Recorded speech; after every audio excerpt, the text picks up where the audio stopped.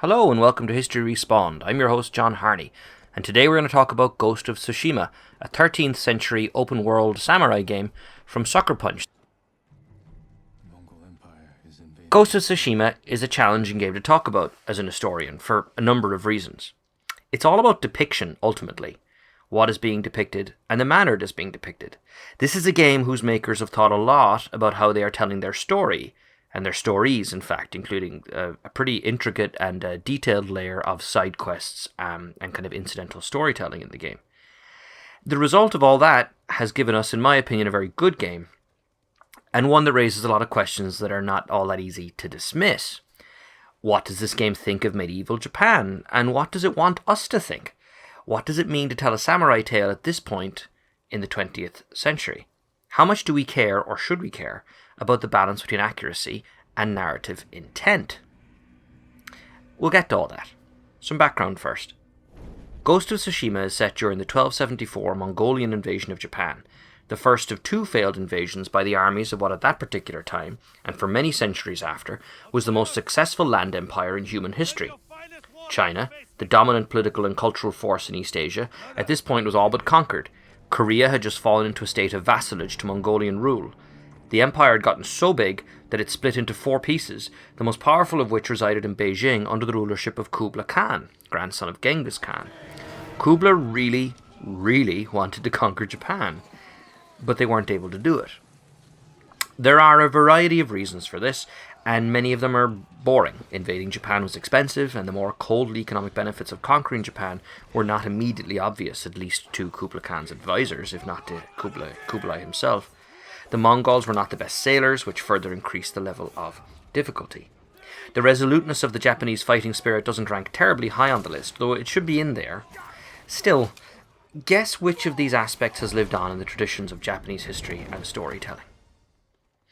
And it's not that surprising either, although of course Mongolian invasions were a very big deal in Japanese history, and very quickly became a very big deal in kind of the Japanese imagination and Japanese conceptions of the state.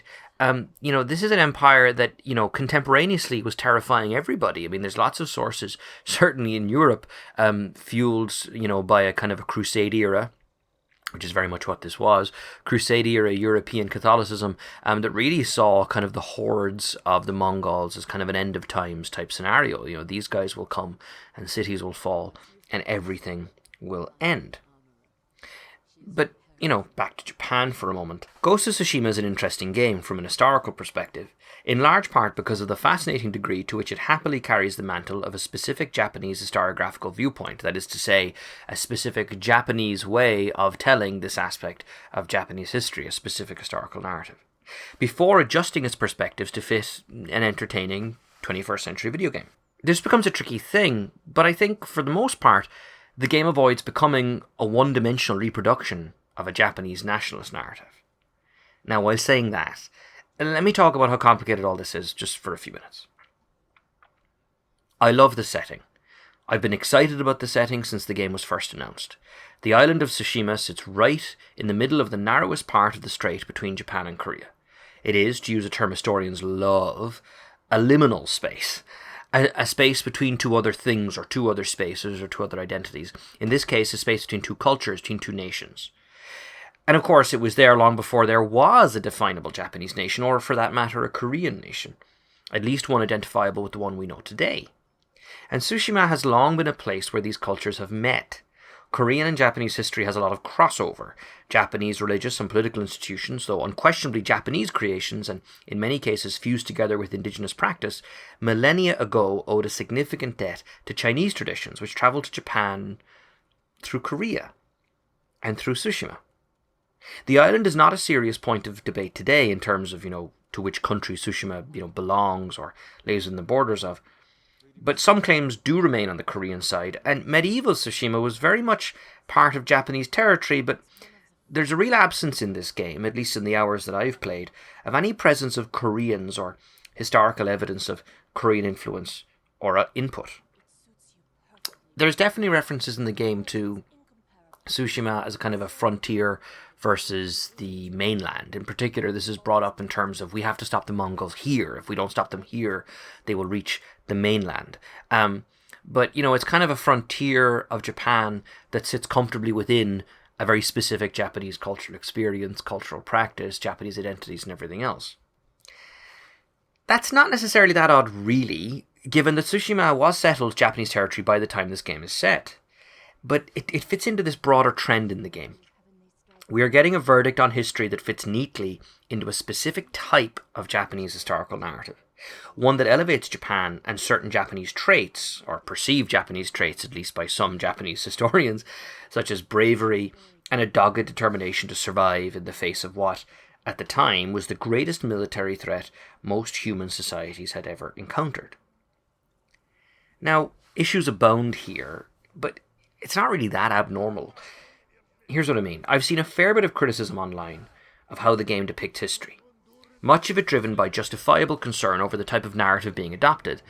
Some of these criticisms posit that centering a game on the samurai, and on a particular reading of the samurai, makes the game complicit in an overly general reading of samurai history that becomes congruent with some of the nastier Japanese fascist propaganda of the early to mid-20th century. I have my concerns about that.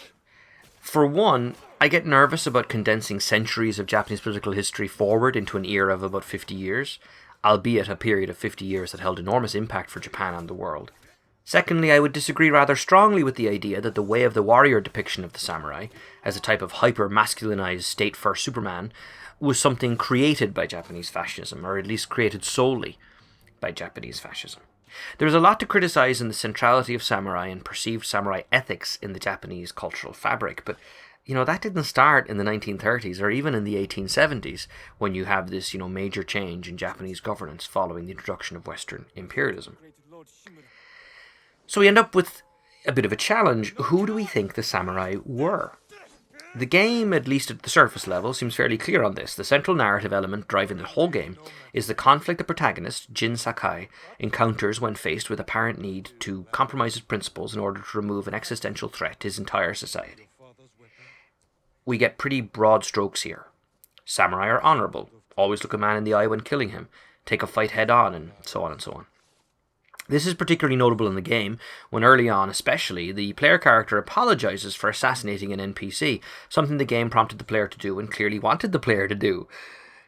So, you take on this character, it's very obvious you are supposed to jump on high, Assassin's Creed style, to take him out, and then your player character, Jin Sakai, is like, oh, I'm sorry, I shouldn't have done this, and so on and so on. These moments are interspersed with flashbacks to Jin learning how to be not just a man, but a samurai. And the result for Jin is turmoil. And this is, the central narrative thread of the game. And its developers, there was an interview recently did with Danny O'Dwyer for the No Clip podcast where they say this was always the driving idea from the start. And I think one of the advantages of that is they certainly kind of developed this, a very cogent core to their narrative and what they're trying to do with their story. And I think that's definitely a big positive for them. But from my perspective, and from an historical perspective, it's kind of fascinating because it does kind of lean them into this kind of idea of Jin Sakai becoming a certain type of an avatar. And of course, the game is about him making the journey, the personal journey, from a kind of a more straight-laced typical samurai to the ghost of the title. And that assumes, although I would leave it very open, the degree to which the storytellers, the developers in this case, are committed to that assumption, that there's a certain kind of a samurai. But were samurai like this? Did they have a rigid moral code that forbade them from ever engaging in any kind of underhand tactics? I mean, the code was there, although it can be disputed to what extent that code becomes more fully fleshed out until centuries later. But no, they were not. The samurai were fighting, fighting people, not just fighting men. Certainly at this time there were more female samurai than there would be later. In the 11th, 12th and 13th centuries, they were not staid noblemen who didn't get their hands dirty. Their hands got very, very dirty. Yes, they're professional fighters, but this fighting was incredibly vicious and bloody.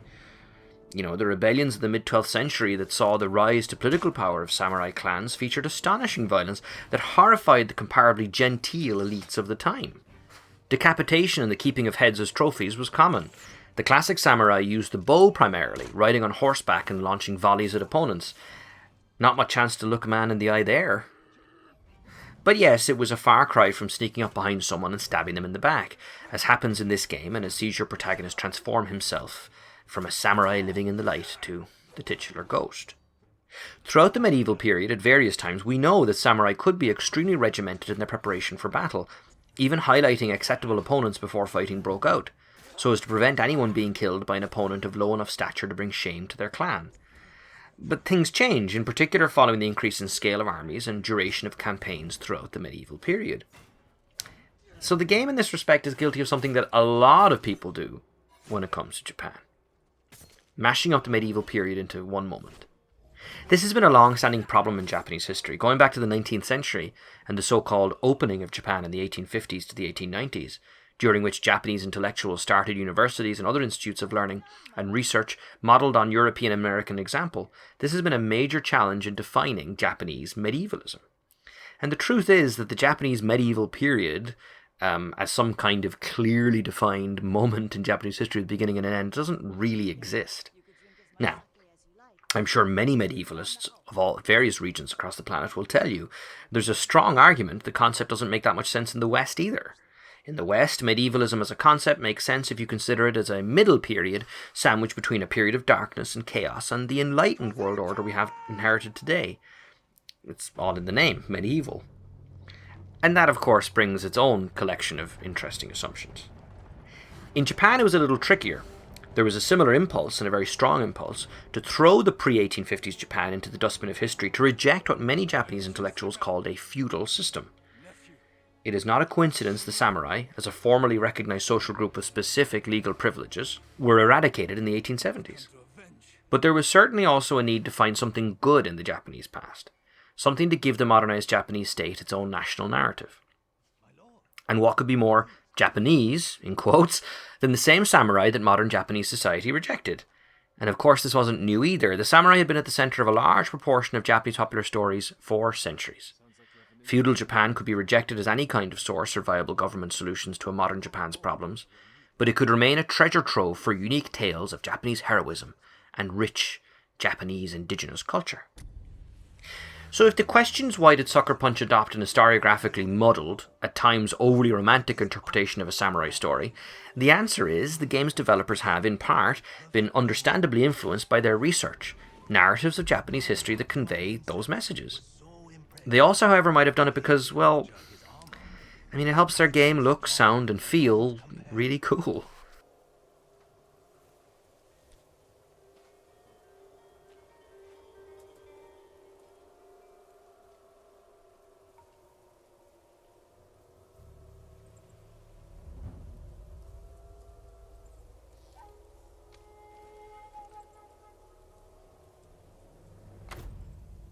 And cool means fun to play. Cool means aesthetically pleasing. This game is beautiful. This game plays really well. This game is a fun game to just turn on and hang out in, which, is a real plus point for an open world game in 2020. But the idea that making a game beautiful to look at, or just fun to play, or, in the case of an open world game, fun to hang out in, is the product, or at least is partly the product, of compromises on how to tell the history, is not unique to Ghost of Tsushima. It's kind of the reason the History Respawn exists as a channel. So I'm not saying these things to criticize Sucker Punch, not at all. Personally, I love the flourishes in this game. If you listen to more of our podcasts and watch our videos, which you totally should, you will know the History Respawn talks about the balance between historical accuracy and design creativity all the time. Every designer needs to come to terms with how they are incorporating history into their story, once they've chosen the historical setting, and the line has to fall somewhere. I think Sucker Punch made a decent calculation of where the line should fall. As you travel through the open world, you meet musicians sharing tales with local people, which is exactly how those tales used to be shared. And the game in many ways does feel like an inheritor of that kind of a tradition, and like that tradition, reality could be bent to serve the story. Sucker Punch have been open about their admiration for old samurai movies, typified by the much-publicised Kurosawa graphics mode, which converts the game to black and white and adds a film grain. The truth is, I'm not sure that works all that well. Ghost of Tsushima's story conveys very little of the satire and skepticism of Japanese feudal and post-feudal life that Kurosawa's work so ingeniously delivered. And the game evokes the classical Japanese art of the Edo period, but it doesn't necessarily look like that art all that often. And certainly there's lots of comments online about this game of the mishmashing of topographical features and fauna and things like that, and different uses of, the beautiful various fields that you ride through not making much sense at the same time of year. But these lines have clearly been, deliberately blurred. And I think all of that is okay. Ghost of Tsushima is an incredible technological achievement, and beyond that, an incredible artistic achievement. For years in game studies, we have had these discussions about the relationship between historical accuracy and player experience. In theory, a perfectly constructed historical game would let you walk around in a virtual world that represents the way things really were. That's not really possible for a lot of reasons, not least of which the impossibility of ever knowing with true confidence how things really were. And then you have the challenges of who it is making the decisions on what is real, acceptable, horrifying, or encouraging about our past. But Ghost of Tsushima lets you live in a world inspired by what we think the 12th century was like, or maybe what some of us wanted to have been like. And that experience is fantastic. And maybe you should keep in mind that your experience in the game has been shaped by the people who made it, and by the research they undertook, and by the people who created those research materials, and it goes on and on like this. So maybe we should, in addition to critiquing and discussing games with historical settings and themes, go and read for ourselves and learn more about the periods and events being described and simulated. I'm kind of dressing up a pretty old argument here, but if this generates interest in the period, and you're made curious by this game, you go and read more complicated things and learn more about it. And, if I dare go out on a limb here, I've met a lot of video game fans who like to find and debunk kind of typical narratives, and so the game is there to kind of be used that way. Ultimately, I'm really glad this game exists. As an historian and as a video game player, this is a fun game. A lot of very talented people put a huge amount of work into this. And I agree. I agree that there are interesting challenges about the narrative the game is producing. But I can't help but be more interested in the way the game produces its narrative. The samurai have been idolized for centuries in Japan. Going back to the tale of the Heiku, which is an oral tale shared by blind monks, similar to the musicians featured in the game, going back to at least the late 12th century. And the samurai, and many, countless plays, and going to anime and manga and movies and everything up until today, and of course now including this game.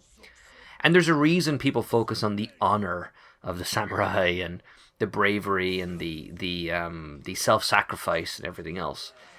And for sure, we are drifting away, and maybe drifting away from some of the nastier things we don't want to think about, because we want to be entertained. I don't think that absolves Ghost of Tsushima. But I can't help but be encouraged that video games are entering that kind of same space, and that a game that engages with ever more complicated ideas, or even ever more earnest attempts to introduce specific historic narratives, it creates a sophisticated reaction. This is not just a brain-dead open world game where you run around killing people. There's more going on here. And I think the game has limitations, but I can't help it. I choose to be encouraged by all the things the game is doing well, and the success the game has in generating conversations about, what was 13th century Japan really like, which is not something that usually shows up in my Twitter feed, I've got to tell you. Thank you for watching. We really appreciate it. If you're new to the channel or to History Respawn more broadly, please do check us out here on YouTube. Subscribe to the channel. You can also find us on historyrespawn.com. And we have a podcast that regularly goes out, which you can find on all good and decent podcast apps. Finally, if you like this work, this is all done basically for free and on our spare time, so we would love your support. You can go to patreon.com/historyspawn there to see how you can help us out. But otherwise, subscribe to the channel, listen to the podcast, come back and see us again. Thank you so much for watching.